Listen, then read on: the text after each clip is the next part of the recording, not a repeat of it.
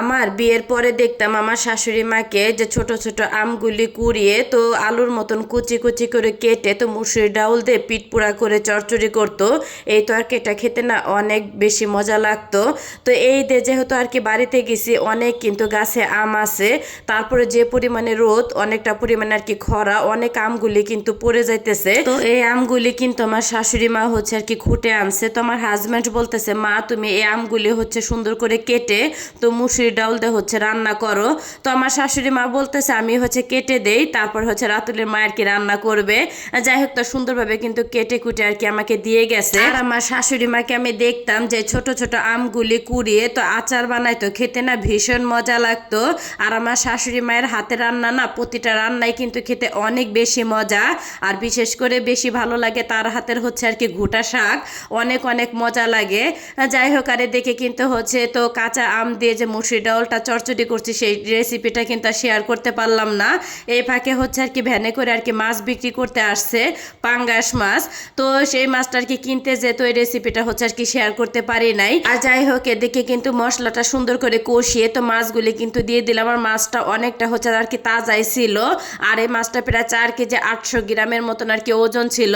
তো বেশি করে আর কি পেঁয়াজ দিয়ে হচ্ছে মাছটা আর কি একটুখানি আর কি ভুনা ভুনা করে আর কি রান্না করবো, বেশি ঝোলও রাখবো না, আবার একবারে গা মাখাও আর কি রান্না করবো না। যাই হোক, তো হচ্ছে আর কি মাছগুলোতে দেওয়া হয়ে গেলে সুন্দর করে নেড়ে চেড়ে উল্টিয়ে পাল্টিয়ে তো হচ্ছে আর কি রান্না করে নিলাম আমি।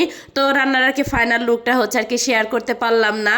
আর আমার ভয়েসটা কিন্তু অনেকটা ক্যানাইতেছে, কারণ আমার প্রচুর পরিমাণে ঠান্ডা লাগছে। তারপরে হচ্ছে আর কি ভয়েস দিতে আসলাম আমি, কারণ হচ্ছে গেল কালকে আর কি লং ভিডিও আমি দেই না, যেহেতু আজকে তো ভিডিওটা আমার দিতেই হবে, এর জন্য আর কি মূলত এই ভয়েসটা নিয়েই হচ্ছে ভয়েসটা দিয়া। আর এই দেখে আমার ছোট যা বলতেছে, আপনারা তো আসবেন সেই কুরবানি দিয়ে, সে হচ্ছে কাঁচা আম পাইতেও পারেন নাও পাইতে পারেন, তো আমগুলি হচ্ছে আর কি মাখায় সবাই মিলে আর কি খাওয়া যাবে।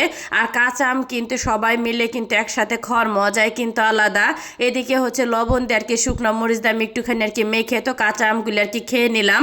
আর আমটা হচ্ছে মাখানোর দায়িত্বটা আর কি আমার উপরেই পড়ছে। এখানে আর কি কাসুন্দি ছিল না, একটুখানি আর কি আমি কালো সর্ষেটা একটু আর কি বেটে নিছি, তার সাথে কয়েকটা মরিচও আর কি থেতো করে নিচ্ছি, আর স্বাদ মতো লবণ দিয়ে ইচ্ছা মতন আর কি চটকিয়ে নিছি আমি। আর আম মাখাটা খেতে না অনেক বেশি মজা লাগছে মাশাল্লাহ দিলে। যাই হোক, তো আমটা কিন্তু মাখানো হওয়ার পরে তো হচ্ছে আমার হাজব্যান্ডকে একটুখানি আর কি দিছি, বাকি যে আমটুকু ছিল আমরা 3 যা মিলে আর কি একসাথে বসে খেয়ে নিছি। আর এখন ভয়েস দিতে এসে আম মাখা দেখে কিন্তু অলরেডি আমার মুখে পানি চলে আসছে, কারণ এত মজা হয়েছিল আম মাখাটা। আর কাঁচা আম যখন আর কি ওঠে আমার ঘরে, যখন আর কি কাসুন্দি না থাকে, আমি এভাবে আর কি সরিষা বেটে আমটা মাখা আমার কাছে বেশি ভালো লাগে, কাসুন্দির থেকে বেশি মজা লাগে। তো আমার মতন এইভাবে আম কে কে মাখায় খান অবশ্যই কিন্তু কমেন্ট করে জানাবেন। তো ভিডিওটা আমি এইখানে শেষ করলাম, সবাই ভালো থাকবেন, আল্লাহ হাফেজ।